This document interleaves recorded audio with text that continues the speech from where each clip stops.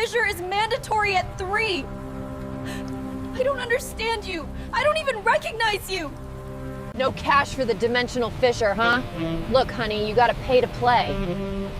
I dream every night of the cosmos, ancient forests, and bribes. Therapy begins today, and we have a lot of work to do. 3 Horn of Heaven, as usual. Look, man, this stuff is strong. Hey everyone. Today we're back with our macro control deck, especially because so many of you asked for the deck list, and I saw how much you liked the idea from the last video. If you haven't seen it yet, go check it out. The goal this time is to take this so-called for fun deck and try to climb the Dueling Book ladder.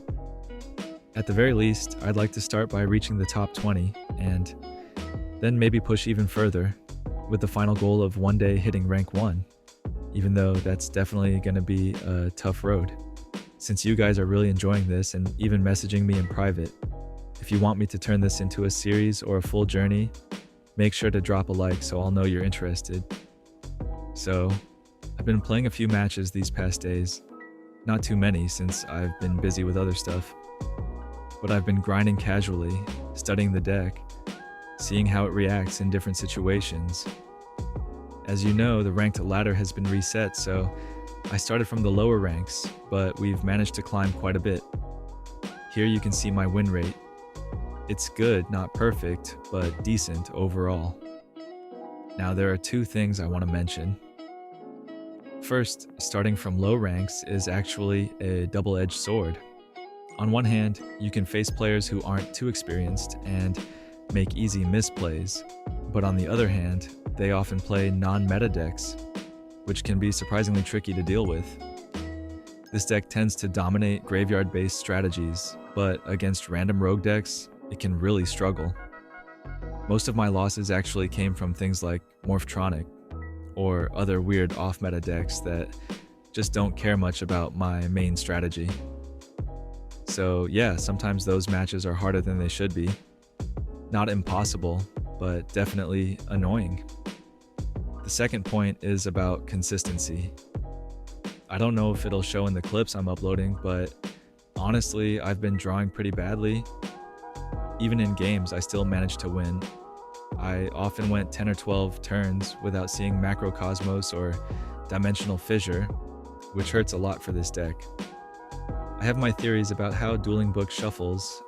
I'm pretty sure it's anything but random, because there's no way I miss both cards that often while running 6 copies total plus draw power. But hey, despite that, we've been making progress, and now we're starting to face more meta decks like Vayu Turbo, Blackwing, and so on. And funny enough, I actually feel way more comfortable against those compared to random rogue decks. In fact, so far, my win rate against meta decks is almost 100%. Alright, so here you can see the deck list I'm currently playing. It's a bit different from the one I played in the last video. I made a few changes here and there. And yeah, as you can probably tell right away, it's still far from perfect. There are a few things I want to mention. I'll go into detail on some of the cards later, but in general, the side deck is just a complete mess right now. Totally random, super confusing. It honestly makes no sense. I'd really like to figure out the best way to build it, because at the moment, the side doesn't really solve any of the deck's problems. Most of the time, I just end up siding random cards with no real plan. Right now, the only clear strategy I have is siding in Bottomless and Prison when I go second, but that's about it. Other than that, it's completely all over the place. I'd also like to explore if it makes sense to use some weird post-side strategy, like completely switching decks. I actually played against someone a while ago who was running a kind of macro control deck, similar to mine, but after siding, he turned it into Vayu Turbo. I don't even know how, but it worked, and I actually lost to him.